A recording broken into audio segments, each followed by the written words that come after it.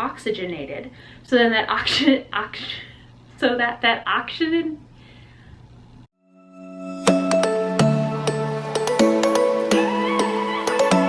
Unless you've been living under a rock, you know that masks are an essential part of our lives right now, and for our dancers. And you may be noticing that your dancers are having a harder time getting through their routines now that they're wearing this mask. So today what I want to do is I want to cover one breathing exercise to help your dancers with their breathing in between their routines, especially during this new competition season.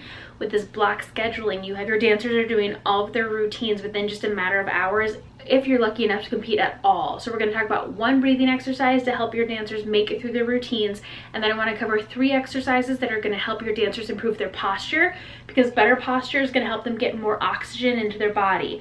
We want to focus on getting more oxygen into our lungs so that we can oxygenate our blood, and then that oxygenated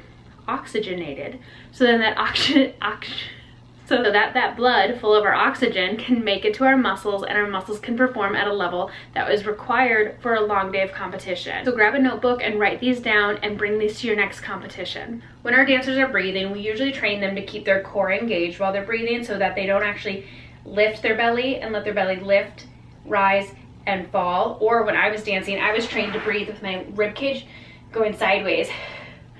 So from the front, you wouldn't see anything at all. So when your dancers are not letting their belly rise and fall, their diaphragm, which should be doing most of the breathing, isn't getting to work. That muscle doesn't get trained. So then your dancers aren't able to take in as much oxygen. Now our dancers have a mask over their face. So already they're getting way more tired than they were before because their muscles aren't getting the fuel, the oxygen that they need to keep going. So when you have time in between your routines, I want you and your dancers to do this exercise. They can put their legs up a wall. That promotes a reduction of stress and helps your body recover, or they can just throw their legs over a bag or just bend their knees. Either way, I just want their legs slightly elevated in some way. Put their legs up the wall. I use my daughter's crib here. Hands on the belly. They're gonna inhale through their nose and really feel their belly fill up. And then exhale through their lips, pursed lips, so slightly closed. Big inhale.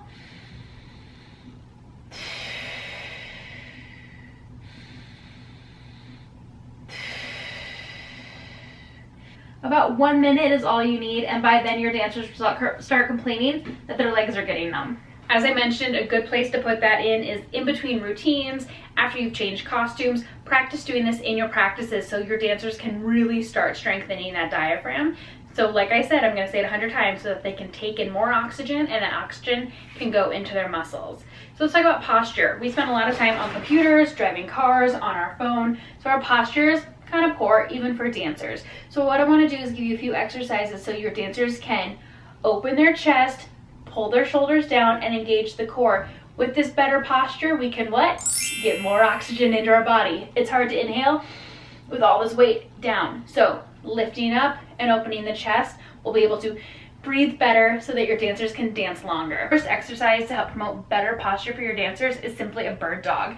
Knees come together, hands are shoulder width apart. You're going to extend one leg and extend an arm. Hold for a beat and down. This is a little bit of core work. Opening the chest, rolling those shoulders back. Don't let your dancers hunch forward here. 20 of these. So it'll be 10 on each side. Bird dogs. The second exercise I want you to do with your dancers is a Superman into a lat pull down.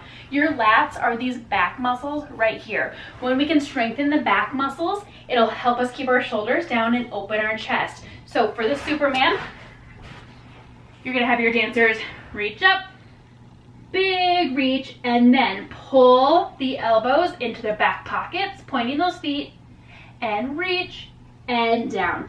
Superman up, pull down, reach and down. Superman